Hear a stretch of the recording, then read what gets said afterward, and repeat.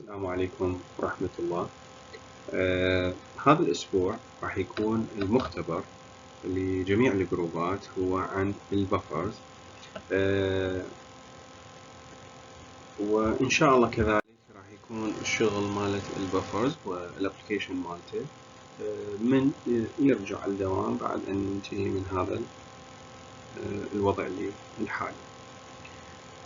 كتعريف للبفرز يجوز تتذكروها، هي البفرز اللي هي المحاليل اللي متكونة من compounds أو mixtures of compounds that resist change in pH upon the addition of small quantities of acid or alkali. هي محاليل متكونة من مادة أو أكثر من مادة، لما نضيف لها كمية محدودة من الأسيد أو البيس راح تحافظ على البي اتش. يعني أنت تعرف أن إذا ضفت أسيد أو بيس إلى أي مادة راح تغير، إلى أي محلول راح تغير البي اتش، لكن بوجود هذه البفرز راح تحافظ على البي اتش within a constant value. Generally, the components of buffer either composed of weak acid and its salts or weak base and its conjugate acids. How does buffer act? For weak acid and its salt، لما يكون عندي البفر متكون من الويك acid والits salt، هنا لما اجي اضيف acid، من اجي اضيف acid راح تنضاف بروتون للسوليوشن، راح يضيف H الى السوليوشن. اللي راح يصير انه الكونجوجيت بيز هي راح تجي تتفاعل ويا البروتون ويا الهيدروجين ايونز وتحولها الى ووتر بلس اسيتيك اسيد، وتبدي تقلل من تأثير البروتون، اللي ضفناه من الاسيد، وبذلك تحافظ على البي اتش بالقيمة القيمة الأصلية للمحلول. بالحالة الثانية لما نجي نضيف strong base اللي متمثلة بالهيدروكسيل جروب، لما أجي أضيفها للمحلول، هنا الأسيتيك أسيد هو راح يتفاعل وياها ويحولها إلى water and conjugated base وإلى الكونجوجيت بيس، وكذلك بهاي الحالة راح يستهلك أو يقلل التأثير مالت الهيدروكسيل جروب اللي ضفناها، الهيدروكسيل جروب اللي ضفناها، ويحافظ على ال pH within the required range. نفس الشيء بالنسبة لي when يكون عندي weak base and its salt، بالمحلول أجي أضيف الهيدروجين ايونز اللي جايه من الاسيد، راح تجي لها البيز وتتفاعل وياها وتحولها الى الكونجوجيتد اسيد والى ووتر. وكذلك لما اجي اضيف الهيدروكسيل جروب اللي جايه من جايه نتيجه اضافه سترونج بيز، راح يجي لها الكونجوجيتد اسيد حتى ويتفاعل وياها ويا الهيدروكسيل جروب ويستهلكها ويحولها إلى water plus the base. وبهالحالة بالحالة الأولى وبالحالة الثانية راح يقلل تأثير ال added ions على ال pH ويحافظ على ال pH within the required range. Or buffer capacity. Buffer capacity, its effectiveness of a buffer in minimizing the pH change. مو حكينا قلنا بالبداية إذا تذكرون بداية التعريف إنه كل بفر أو المحاليل البفر هي محاليل لها القابلية لمقاومة التغير في ال pH upon addition of a small amount of or minimum amount of acid or base.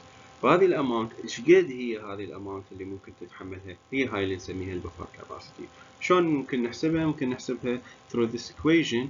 هذه الإيكويشن شنو تقول؟ تقول هذا البفر كاباسيتي، البفر كاباسيتي يساوي لي 2.303 في في ال concentration of the acid or the base multiplied by the dissociation constant to the acid or the base. وهنا ال concentration of the ions either hydroxyl ions or hydrogen ions. وكذلك هنا الهيدروجين أو الهيدروكسيل ions plus the dissociation constant to the power 2. إذا استخدمنا هذه الإكويشن ممكن إنه نعرف إيش قد ممكن يتحمل من how many moles can be added of the base or acid without changing the pH of the solution or the system. Using buffers to control pH has many applications in pharmacy. Examples are for increasing solubility of drugs or excipients since the pH affects on solubility. مثل ما تتذكرون بالمختبر اللي قبله حكينا قلنا انه ال pH اذا ممكن ازيدها او اقللها راح تغير لي السولوبيليتي بالزياده او بالنقصان. راح احافظ على ال pH within specific range حتى اضمن انه المركب مالتي soluble او الاكسيبينت والاكتيف دراج تكون soluble على طول الخط من بداية الإنتاج وبعد الإنتاج وإلى أن يستخدمها المريض وحتى بعد الفتح أو بعد أن يبدي يخزنها بعد أن يفتح. To keep the pharmaceutical product stable as some substances may undergo degradation in certain pH. اختلاف ال pH ممكن يأثر لي على ال stability يزيد ال degradation rate وبالنتيجة راح يقلل لي من ال efficacy of drug and the additives. ال additives أو ال excipients مثلا flavoring agent أو thickening agent أو coloring agent كلها هذه تحتاج مثل ما ال drug يحتاج specific conditions مثلا pH معينة كذلك ال excipients ال flavoring ال coloring تحتاج pH معينة حتى تبقى stable تبقى soluble وغيرها من الخواص لازم نوفر لها إياه أو حتى تبقى مثل ما أنا مخطط لها من بداية البرودكت إلى أن يوصل للمريض إلى أن يفتحه إلى أن يستخدمه إلى أن ينتهي من استخدامه. The pH of some pharmaceutical preparations should be adjusted or controlled to be equal to the pH of the body fluid to avoid irritation. Like ophthalmic solution. Ophthalmic solution يعني الأوفثالميك يعني ophthalmic solution يعني المحاليل المعدة للإعطاء إلى للعين. العين sensitive organ example العين طبعا أكو هواية route of administration وتحتاج adjustment للpH. العين sensitive organ تحتاج إنه يكون ال pH of the formulation اللي الفورمولا اللي أنا مسويها من ضمن أو مقاربة لل pH of the tears واللي هي تقريبا 7.2 و 7.4 هذه ال pH of the eye. فمن أجي أسوي الفورمولا مالتي أكون أخليها ال pH مالتها هو 7.4 وأحافظ على هذا ال pH خلال التصنيع وبعد التصنيع باستخدام بفر سيستم. هذا البفر سيستم يحافظ لي على ال pH مثل ما أنا أفضل أو أريد. Preparation of some buffer solution acetate buffer pH هو 3.6 إلى 5.6. هذا اللي راح تشتغلونه بالأيام الجاية.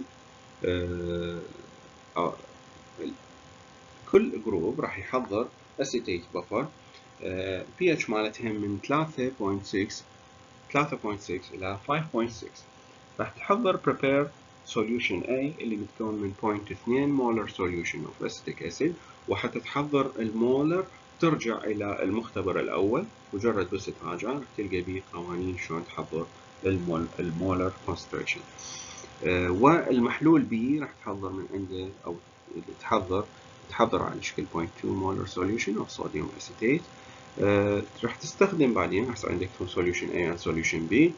Use 20 ml of solution A تخلطها ويا 30 ml of solution B and complete the mixture with water to 100 ml.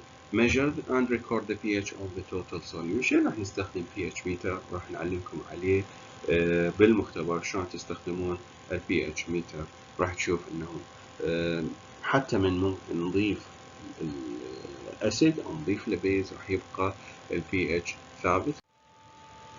Second example for buffer you will be working on and preparing is borate buffer, has a pH value from 7.8 to 10. To prepare this buffer, we need to add 12 ml of 0.1 molar sodium hydroxide to 50 ml of 0.1 molar borate and KCl.